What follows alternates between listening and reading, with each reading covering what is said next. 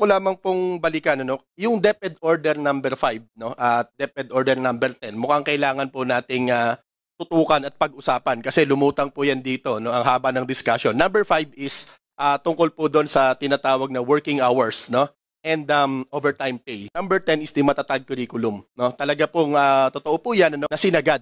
Wala po tayong any document sa Department of Education ever since na sinasabing dapat sagarin ang 6 hours. Pero dito sa DepEd Order number 5, meron po, nahahanapan ka pa no, ng ibang schedule, ng ibang karagdagang trabaho para makumpleto yung 6 hours, 360 minutes. Sa tingin namin, napaka-unfair po niyan.